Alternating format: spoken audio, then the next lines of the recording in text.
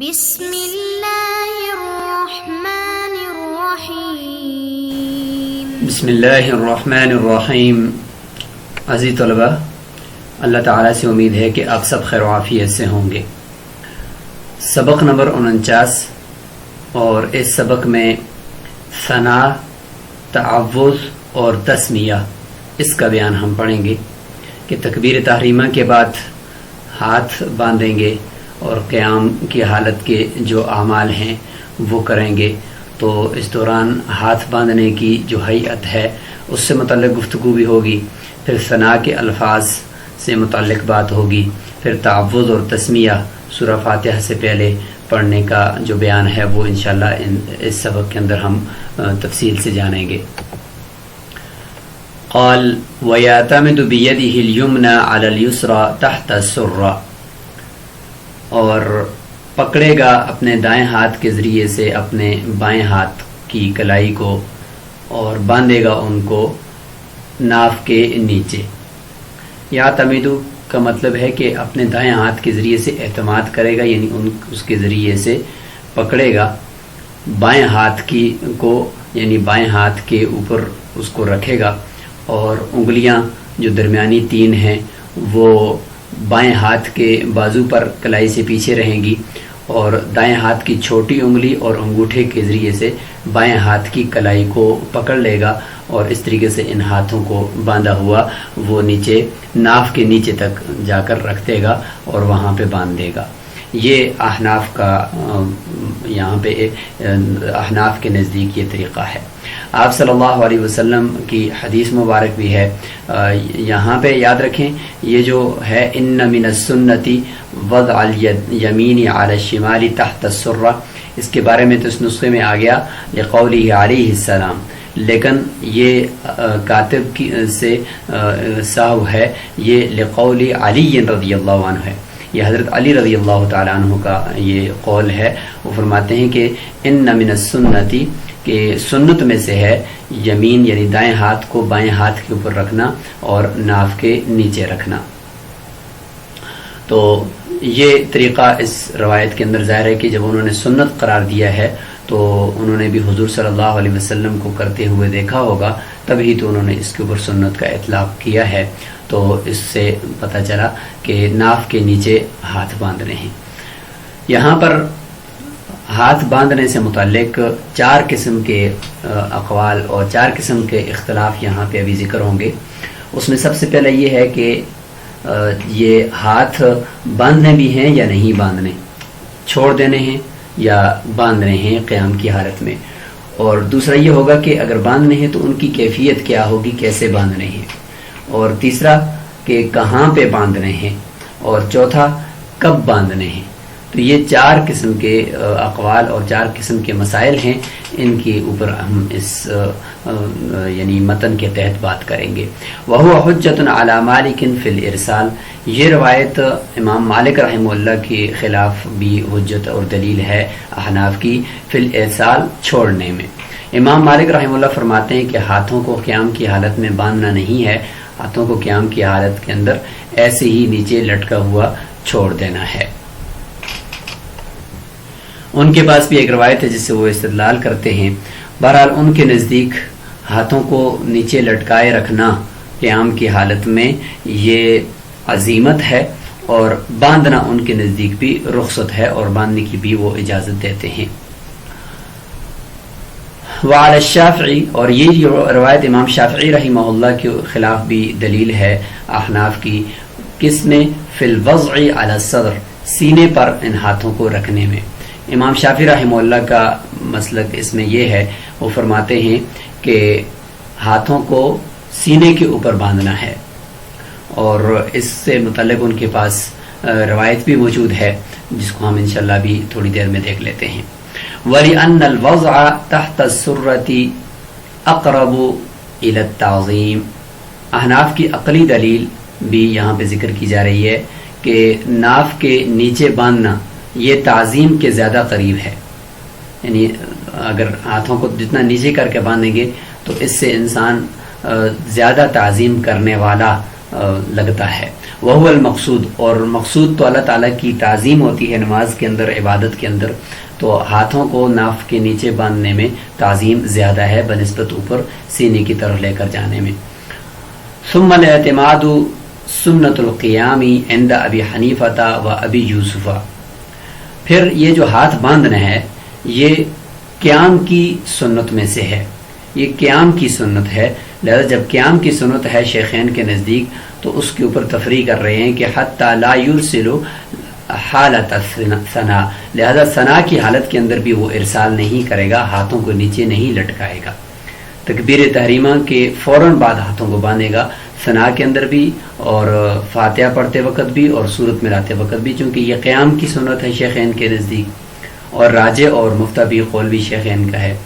والاصل، یہاں پہ صاحب ہدایہ ایک ضابطہ بیان کر رہے ہیں کہ ہاتھوں کو نیچے لٹکائے رکھنا یہ کب ہوتا ہے قیام کی حالت میں اور باندھنا کب ہوتا ہے، تو اس کے لیے ایک اصول وضع کر رہے ہیں کہ ان کل قیام فیہ ذکر مسنون یعتمد فی، ہر ایسا قیام کہ جس کے اندر کوئی مشروع ذکر ہے، جس کے اندر کوئی مشروع ذکر روایات میں یا دین میں ملتا ہے تو اس میں تو ہاتھوں کو باندھے گا، جیسے کہ ثنا، سورہ فاتحہ، سورت کا ملانا، چونکہ یہ قیام کی حالت میں یہ سب پڑھنا ہے تو ایک ذکر مشروع ہے تو لہٰذا یہاں پر ہاتھ باندھے گا۔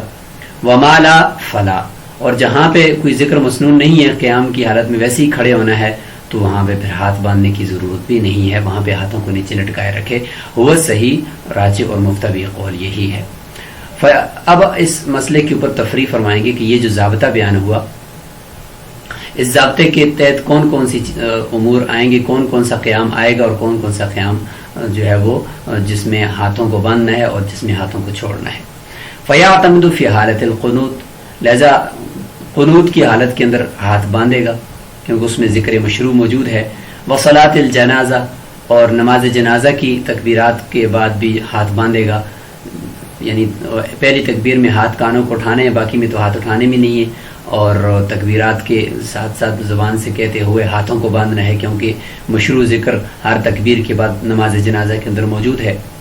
وَيُرْسِلُ فِي الْقَوْمَةِ، لہٰذا جب رکوع سے اٹھ کر اوپر قومہ میں کھڑا ہوگا تو اس میں کوئی واجب قرات یا اس طریقے کا کوئی مشروع ذکر نہیں ہے، جب نہیں ہے تو وہاں پر ہاتھوں کو چھوڑ سکتا ہے، تو لہذا قیام رکوع سے کھڑے ہو کر جو قیام ہوتا ہے جس کو قومہ کہتے ہیں اس میں ہاتھوں کو لٹکائے رکھے گا۔ وبین تکبیرات الاعیاد، اور عیدین کی جو تکبیرات ہیں ان کے بیچ میں کوئی بھی ذکر مشروع نہیں ہے، جب نہیں ہے تو وہاں پر بھی ہاتھوں کو کا ارسال کرنا درست ہے۔ یہ ہے حضرت علی رضی اللہ تعالیٰ عنہ کا قول کہ ان من السنۃ فی الصلاۃ وضع الکف علی الکف فی الصلاۃ تحت السرہ، یہ دوسرے الفاظ ہیں جس میں کف علی الکف یعنی ہتھیلی کو ہتھیلی کی پشت پر رکھنا، ابو داؤد شریف کی روایت ہے، اور ناف کے نیچے رکھنا۔ اور اسی طریقے سے قیام کی حالت میں جو ہاتھ سینے پر باندھنے کی امام شافعی رحمۃ اللہ کی دلیل ہے وہ حضرت طاؤس رضی اللہ تعالیٰ عنہ کی ہے، فرماتے ہیں کہ کان رسول اللہ یضع یدہ الیمنی علی یدہ الیسری ثم یشد بینہما علی صدرہ وہو فی الصلاۃ، کہ نماز کے اندر وہ اپنے سینے کے اوپر ہاتھ باندھتے تھے، یہ بھی ابو داؤد شریف کی روایت ہے۔ البتہ امام ترمذی رحمہ اللہ یہاں پہ تطبیق دینے کی کوشش کر رہے ہیں کہ ورأى بعضهم من یضعها فوق السرہ ورأى بعضهم من یضعها تحت السرہ وکل ذلک واسع عندهم، کہ بعض نے تو یہ کہا ہے کہ بھئی ناف سے اوپر باندھو، بعض نے کہا ناف سے نیچے باندھو، کہتے ہیں کہ دونوں کے اندر وسعت ہے، دونوں اقوال کے اوپر عمل کیا جا سکتا ہے۔ بہرحال احناف کے نزدیک راجع اور مفتبی قول یہی ہے کہ ناف کے نیچے باندھنے ہیں ہاتھ۔ ثم یقول سبحانک اللہم وبحمدک الی آخرہ، یہاں سے ثنا کا حکم اور اس کا بیان چل رہا ہے اور ثنا کے الفاظ ذکر کیے جا رہے ہیں کہ ثنا پھر کس طریقے سے پڑھے گا۔ فرماتے ہیں کہ سبحانک اللہم وبحمدک وتبارک اسمک وتعالی جدک ولا الہ غیرک، یہ الفاظ راجع اور مفتبی قول کے مطابق ہیں، یہ پڑھے گا۔ وعن ابی یوسف رحمہ اللہ، امام ابو یوسف رحمہ اللہ سے ایک روایت ہے کہ انہ یضم الیہ قولہ، ساتھ ساتھ اللہ تعالیٰ کا یہ قول بھی ساتھ ملا کہ انی وجہت وجہی للذی فطر السماوات والارض حنیفا وما انا من المشرکین، اور اس طریقے سے قل ان صلاتی ونسکی ومحیای ومماتی للہ رب العالمین لا شریک لہ وبذلک امرت وانا اول المسلمین۔ یہ الفاظ بھی امام ابو یوسف رحمہ اللہ فرماتے ہیں کہ سبحانک اللہم، یعنی ثنا جب پڑھے گا تو ثنا کے ساتھ ساتھ یہ الفاظ بھی دہرائے گا۔ ان کے پاس حضرت علی رضی اللہ تعالیٰ عنہ کی روایت ہے کہ ان النبی علیہ السلام کان یقول ذلک، کہ آپ صلی اللہ علیہ وسلم اس طریقے سے وہ کرتے تھے، اور آپ صلی اللہ علیہ وسلم اس طریقے سے ثنا کے ساتھ ان کو پڑھا کرتے تھے۔ طرفین کی دلیل ولہما روایت انس رضی اللہ عنہ، حضرت انس رضی اللہ عنہ کی روایت ہے کہ ان النبی علیہ السلام کان اذا افتتح الصلاۃ کبر، جب نماز کو شروع فرماتے تو تکبیر تحریمہ کہتے، وقرأ سبحانک اللہم وبحمدک الی آخرہ، اس میں یہ انی وجہت کے الفاظ نہیں ہیں، ولم یزد علی ھذا، اس کے اوپر انہوں نے زیادہ نہیں کیا۔ وما رواہ، یہ دو روایتیں انشاءاللہ ہم دونوں ابھی دیکھ رہتے ہیں۔ اس سے پہلے یہاں پہ جو امام ابو یوسف رحمۃ اللہ علیہ نے روایت کی ہے تو اس کا جواب بھی طرفین کی طرف سے دیا جا رہا ہے کہ جو امام ابو یوسف رحمۃ اللہ علیہ نے روایت فرمائی ہے کہ جس میں انی وجہت وجہی للذی فطر السماوات والارض پڑھا گیا ہے، محمول علی التہجد، وہ تہجد کی نماز پر محمول ہے، اور آپ صلی اللہ علیہ وسلم تہجد کی نماز میں وہ پڑھا کرتے تھے، نہ کہ فرض نماز میں۔ طرفین کی ایک حضرت انس رضی اللہ عنہ کی روایت ہے، اور دوسری حضرت یہ ابو سعید خدری رضی اللہ عنہ کی روایت ترمذی شریف کے اندر بھی ہے کہ کان رسول اللہ صلی اللہ علیہ وسلم اذا قام الى الصلاة باللیل کبر ثم یقول سبحانک اللہم وبحمدک وتبارک اسمک وتعالی جدک ولا الہ غیرک، اس میں کوئی اور الفاظ نہیں ہے۔ اسی طریقے سے اس میں وجل ثناؤک بھی نہیں ہے۔ بعض روایات میں آتا ہے کہ اس کا اضافہ بھی کرنا چاہیے، لیکن یہ کہ راجح اور مفتبی قول یہ ہے کہ جل ثناؤ کا روایات میں کہیں پہ بھی مشہور روایات میں نہیں ملتا، اس لیے اس کا اضافہ بھی نہیں ہوگا۔ اور یہ حضرت علی رضی اللہ تعالیٰ عنہ کی روایت جو امام ابو یوسف رحمۃ اللہ علیہ کا مستدل ہے، وہ فرماتے ہیں کہ انہ کان اذا قام الى الصلاة قال وجہت وجہی للذی فطر السماوات الى آخرہ، مسلم شریف کی یہ روایت ہے۔ اور طرفین اس روایت کو تہجد کی نماز پر محمول کرتے ہیں، اور شواہد کے طور پر کچھ اور روایات بھی لے کر آتے ہیں، اور اس میں فرماتے ہیں کہ یہ تہجد کی نماز پر محمول ہے۔ فرائض کے اندر کسی دوسری روایات کے اندر ایسا نہیں ملتا کہ آپ صلی اللہ علیہ وسلم نے ثنا کے ساتھ اس کو پڑھا ہو۔ وقولہ وجل ثناؤک، اور اس کا یہ قول وجل ثناؤک لم یذکر فی المشاہیر، یہ مشہور احادیث مشہورہ کے اندر یہ موجود نہیں ہے، لہذا جل ثناؤک کی کہنے کی ضرورت نہیں ہے۔ فلا یأتی بہ فی الفرائض، بس جل ثناؤک کو فرائض میں نہ کہے کیونکہ منقول نہیں ہے مشاہیر میں، البتہ نوافل وغیرہ میں کہہ دے تو کوئی حرج نہیں۔ والاولا، صاحب ہدایہ فرماتے ہیں کہ والاولا اللہ یأتی بالتوجہ قبل التکبیر، یہ جو انی وجہت وجہی للذی کی جو آیات ہیں، ان کو بہتر یہ ہے کہ بالتوجہ یعنی انی وجہت والی آیات ان کو نہ لائے تکبیر سے پہلے بھی، تکبیر تحریمہ سے پہلے بھی ان کو نہ لائے اور نہ پڑھے، یعنی نیت کے ساتھ ساتھ تکبیر تحریمہ سے پہلے بھی نہ پڑھے۔ کیوں؟ لتتصل النیت بہ، تاکہ نیت وہ تکبیر تحریمہ کے ساتھ متصل ہو جائے، اگر بیچ میں ان کو پڑھے گا تو پھر نیت متصل نہیں ہوگی، اس لیے بہتر یہ ہے کہ اس وقت بھی نہ پڑھے، وہ صحیح مفتبی قول ہے۔ وَيَسْتَعِيذُ بِاللَّهِ مِنَ الشَّيْطَانِ الرَّجِيمِ، اور اعوذ باللہ من الشیطان الرجیم پڑھے گا جب اس نے ثنا مکمل کر لی، تو یہاں سے اعوذ باللہ یعنی تعوذ کے مسائل شروع ہو رہے ہیں۔ لقولہ تعالی، اللہ تعالیٰ کے اس قول سے دلیل پکڑتے ہیں کہ چونکہ ابھی سورہ فاتحہ پڑھنی اور سورہ فاتحہ قرآن ہے، تو اس لیے فرمایا قرآن میں کہ فَإِذَا قَرَأْتَ الْقُرْآنَ، کہ جب آپ قرآن پڑھیں یا پڑھنے کا ارادہ رکھیں، فَاسْتَعِذْ بِاللَّهِ مِنَ الشَّيْطَانِ الرَّجِيمِ، تو پھر اعوذ باللہ من الشیطان الرجیم پڑھ کر شیطان مردود سے پناہ مانگیے۔ معنی اس کا مطلب یہ ہے کہ اذا اردت قراءۃ القرآن، جب آپ قرآن کریم کے پڑھنے کا ارادہ رکھتے ہوں، یہ اس لیے لایا کہ اصحاب ظواہر جو ہیں ظاہریہ، وہ آیت کے ظاہر کو دیکھتے ہوئے وہ فرماتے ہیں کہ چونکہ ماضی کا صیغہ استعمال ہوا ہے تو اس کا مطلب یہ ہے کہ جب آپ قرآن پڑھ چکیں تو پھر آپ اعوذ باللہ پڑھیں، تو یہ تو بالکل الٹا ہو جائے گا۔ قرآن کا جو اسلوب ہے وہ یہ ہے کہ قرآن کی تلاوت کرنے سے پہلے شیطان مردود سے پناہ مانگنی چاہیے۔ وَالْأَوْلَىٰ أَن يَقُولَ،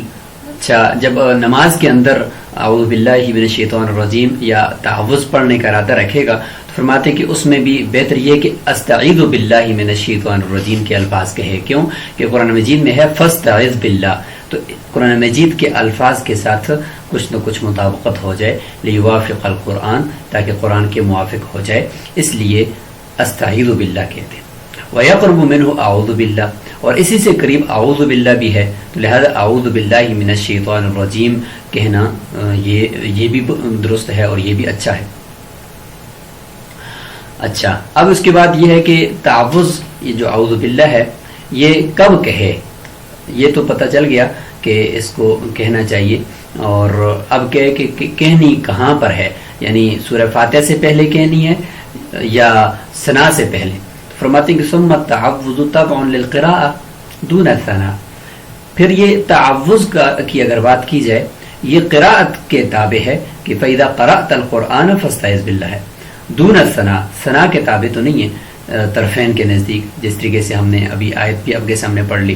حَتَّى يَأْتِيَ بِهِ الْمَسْبُوق، اور اس کے اوپر ہم تفریح کریں تو اس سے بھی بات سمجھ میں آتی ہے کہ مسبوق یعنی جو شروع میں نماز میں نہیں تھا بیچ میں آیا، تو جب وہ اپنی نماز بعد میں پوری کرے گا تو اس میں وہ اعوذ باللہ اور بسم اللہ سورہ فاتحہ سے پہلے پڑھے گا، جس سے پتہ چلا کہ اس نے ثنا تو نہیں پڑھنی، سورہ فاتحہ سے شروع کرنا ہے تو اس نے وہ بھی پڑھنی ہے، تو اس سے پتہ چلا کہ تعوذ یہ قراءت کے تابع ہے، ثنا کے تابع نہیں ہے۔ دون المقتدی، مقتدی نہیں پڑھ رہا کیونکہ مقتدی نے ثنا تو پڑھ دینی ہے، اس کے بعد اس نے سورہ فاتحہ نہیں پڑھنی، جب سورہ فاتحہ نہیں پڑھنی تو اس کے لیے تعوذ اور تسمیہ بھی نہیں ہے، تو اس سے پتہ چلا کہ یہ قراءت کے تابع ہے، جو قراءت کرے گا وہ تعوذ اور تسمیہ پڑھے گا، جو قراءت نہیں کرے گا وہ تعوذ اور تسمیہ بھی نہیں پڑھے گا۔ وَيُؤَخِّرُ عَنْ تَكْبِيرَاتِ الْعِيدِ، جو عید کی تکبیرات ہیں ان کے بھی بعد پڑھے گا، یعنی ثنا کے ساتھ اگر پڑھیں تو پھر یہ کہ ثنا سے پھر پہلے پڑھی جاتی، جبکہ عیدین کی تکبیرات میں بھی وہ تکبیرات کہنے کے بعد پڑھی جاتی ہے، تو اس کا مطلب یہ ہے کہ یہ قرات کے تابع ہے۔ خلاف ابی یوسف رحمہ اللہ، امام ابو یوسف رحمۃ اللہ علیہ اس میں اختلاف فرماتے ہیں، اور وہ فرماتے ہیں کہ ثنا کے ساتھ پڑھے گا، وہ فرماتے ہیں کہ یہ ثنا کے بعد مشروع ہے، اور یہ ثنا کی جنس میں سے ہے، کیونکہ یہ دعا ہے اللہ تعالیٰ سے شیطان مردود سے پناہ مانگنے، اللہ تعالیٰ کی پناہ میں آنا ہے، تو یہ بھی دعا ہے جس طریقے سے ثنا کی طرح ہے، تو لہٰذا یہ ادھر ہونی چاہیے، لیکن مفتبی قول وہ طرفین کا ہے۔ وَيَقْرَأُ بِسْمِ اللَّهِ الرَّحْمَنِ الرَّحِيمِ، اور بسم اللہ الرحمن الرحیم بھی پڑھے گا۔ تعوذ کے بعد اب تسمیہ کا بیان۔ ہاکذا نقل فی المشاہیر، احادیث مشہورہ جن کا ابھی ہم انشاءاللہ کچھ نہ کچھ ذکر کریں گے، ان کے اندر بھی اسی طریقے سے منقول ہے کہ تعوذ کے بعد تسمیہ یعنی بسم اللہ الرحمن الرحیم بھی پڑھے گا۔ وَيُسِرُّ بِهِمَا، اس تعوذ اور تسمیہ کو آہستہ آواز میں پڑھے گا، جہرن نہیں پڑھے گا، احناف کا یہ مسلک ہے۔ لقول ابن مسعود رضی اللہ عنہ، حضرت عبداللہ بن مسعود رضی اللہ تعالیٰ عنہ کا قول ہے کہ اربع یخفیہن الامام، کہ چار چیزیں ایسی ہیں کہ جن کے اندر امام جو ہے وہ ان کے اندر جہر نہیں کرے گا، اس میں آمین بھی ہے، اس میں یہ تعوذ اور تسمیہ بھی ہے۔ وذکر منہا التعوذ والتسمیہ وآمین، تعوذ، تسمیہ اور آمین، اور چوتھی ثنا ہے۔ ان چار چیزوں کا تذکرہ روایت میں ملتا ہے، اسی کے قریب روایت جو ہے انشاءاللہ ہم ابھی دیکھتے ہیں، جبکہ پہلے ہم ائمہ کے جو اقوال ہیں ان کا ذکر کرتے ہیں۔ امام شافعی رحمہ اللہ فرماتے ہیں یجہر بالتسمیۃ عند الجہر بالقراءہ، یہ جو تسمیہ ہے بسم اللہ الرحمن الرحیم، اس کے اندر جہر کرے گا اور اس کو اونچی آواز کے ساتھ پڑھے گا قرات کے اندر، یعنی جہری قرات جب کرے گا جہری نمازوں میں تو اس کے ساتھ بسم اللہ کو بھی وہ جہرن پڑھے گا، یہ امام شافعی رحمۃ اللہ علیہ کا قول ہے۔ لما رویہ ان کے پاس روایت ہے کہ ان نبی علیہ السلام جہرا فی صلاتہ بالتسمیہ کہ انہوں نے اپنی نماز کے اندر یعنی جہری نمازوں کے اندر بسم اللہ کو بھی جہرن پڑھا ہے. قلنا احناف کی طرف سے جواب ہے کہ ہوا محمول علی التعلیم، جو آپ صلی اللہ علیہ وسلم نے اونچی آواز سے بسم اللہ پڑھی ہے تو وہ صحابہ کو سکھانے کے لیے تھی کہ یہاں پر بسم اللہ پڑھی جاتی ہے تم بھی پڑھا کرو. اس لیے کہ لیے انس رضی اللہ عنہ، انس رضی اللہ تعالیٰ عنہ نے خود خبر دی ہے کہ انہ علیہ السلام کان لا یجہر بہا، آپ صلی اللہ علیہ وسلم ویسے عام مواقع کے اندر اس میں بسم اللہ کو جہر نہیں پڑھا کرتے تھے. ثم عن ابی حنیفہ رحمہ اللہ، پھر امام ابو حنیفہ رحمۃ اللہ علیہ سے ایک روایت یہ ہے کہ انہ لا یأتی بہا فی اول کل رکعت، کہ اس کو ہر رکعت کے شروع میں نہیں لائے گا. ہر رکعت کے شروع میں جس طریقے سے تعوذ ہے، جس طریقے سے اعوذ باللہ ہر رکعت کے شروع میں نہیں پڑھی جاتی، تو بسم اللہ کو بھی ہر رکعت کے شروع میں نہ پڑھے. اور اس سے ایک روایت یہ بھی ہے کہ انہ یأتی بہا احتیاطاً، کہ احتیاطاً جو ہے وہ اس بسم اللہ کو ہر رکعت کے شروع میں پڑھے گا. یہی صاحبین کا قول ہے. ولا یأتی بہما بین السورۃ والفاتحۃ، اور البتہ سورت جو فاتحہ کے بعد پڑھنی ہے اس سورت کے شروع میں اور فاتحہ پڑھنے کے بعد بیچ میں بسم اللہ نہیں پڑھے گا سوائے امام محمد رحمۃ اللہ علیہ کے. فإنه یأتی بہا فی صلاۃ المخافتۃ، ان کے نزدیک یہ ہے کہ جو سری نمازیں ہیں، سری نمازوں کے اندر وہ سورت سے پہلے بھی بسم اللہ پڑھے گا. تو یہ ہو گیا جی ائمہ کے اقوال، جن کا خلاصہ یہ ہے کہ احناف کے نزدیک بسم اللہ الرحمن الرحیم وہ سورہ فاتحہ سے پہلے پڑھے گا اور اس کو سرن پڑھے گا. امام شافعی رحمہ اللہ فرماتے ہیں کہ اس کو جہرن پڑھے گا. اس اختلاف کی بنیاد ایک دوسرا اختلاف ہے، وہ یہ ہے کہ بسم اللہ الرحمن الرحیم کیا یہ قرآن مجید کا حصہ ہے، قرآن مجید کا جز ہے، اور اسی کے ساتھ کیا یہ سورہ فاتحہ یا ساری کی ساری صورتوں کا جز ہے. تو اس میں ائمہ کا چونکہ اختلاف ہے اور اسی اختلاف سے پھر یہاں پر بھی یہ اختلاف ہوا. امام شافعی رحمہ اللہ فرماتے ہیں کہ سورہ فاتحہ یہ سورہ فاتحہ کا جز ہے بسم اللہ الرحمن الرحیم. جب سورہ فاتحہ کا جز ہے تو پھر جس طرح سورہ فاتحہ کو جہری نمازوں میں جہرن پڑھا جائے گا تو بسم اللہ کے ساتھ اندر بھی جہرن اس کی قرات کی جائے گی، اور جب سورہ فاتحہ کو سرن پڑھا جائے گا تو پھر بسم اللہ کو بھی سرن پڑھا جائے گا. یہ امام شافعی رحمۃ اللہ علیہ کا قول ہے. احناف فرماتے ہیں کہ بسم اللہ الرحمن الرحیم پورے قرآن مجید کی ایک آیت ہے، قرآن کا جز تو ہے لیکن سورہ فاتحہ کا جز نہیں ہے اور نہ ہی کسی دوسری صورتوں کا ہے. اس کو درمیان میں صرف فصل کے طور پر لایا ہے، کسی صورت کا یہ جز نہیں ہے. تو یہاں پہ کچھ روایات بھی دونوں اطراف کی دیکھ لیتے ہیں. یہ روایت ہے جس میں یہ ہے کہ یفتتح صلواتہ بسم اللہ الرحمن الرحیم، کہ آپ صلی اللہ علیہ وسلم اپنی نمازوں کو یعنی اس میں بسم اللہ الرحمن الرحیم سے ابتدا کرتے تھے. اور بسم اللہ آہستہ پڑھنے سے متعلق یہ عبداللہ بن مغفر رضی اللہ تعالیٰ عنہ کی روایت ہے. وہ فرماتے ہیں کہ میرے باپ نے مجھے سنا کہ میں نماز کے اندر بسم اللہ الرحمن الرحیم اونچی آواز سے پڑھ رہا تھا، تو تب ہی تو سنا نا، جب سرن پڑھ رہا ہو تو پھر تو دوسرا نہیں سن سکتا. تو میں جہرن پڑھ رہا تھا. فقال علی، مجھے کہا کہ اے بنیا، اے بیٹے، محدث ایاکا، کیا تم محدث ایاکا، یا یہ کہ تم ایک نئی بدعت لے کر آنے والے ہو. محدث یعنی یا یہ کہ محدث، یہ اے بیٹے یہ ایک نئی چیز آپ یہاں پہ ایجاد کر رہے ہو. ایاکا والحدث، یہ نئی جو دین میں نئی باتیں ہیں اس سے اپنے آپ کو بچاؤ. تو جہر نہیں پڑھ رہے تھے اسی لیے تو یہ فرمایا. وقال، اور فرمایا کہ وقد صلیت مع النبی ومع ابی بکر وعمر ومع عثمان فلم اسمع احدا منهم یقولها فلا تقلها، میں نے کسی سے نہیں سنا کہ اس نے اس طریقے سے جہرن بسم اللہ پڑھی ہو. اذا انت صلیت فقل الحمد للہ رب العالمین. اس سے یہ بھی معلوم ہوتا ہے کہ بسم اللہ سرے سے پڑھتے ہی نہیں تھے،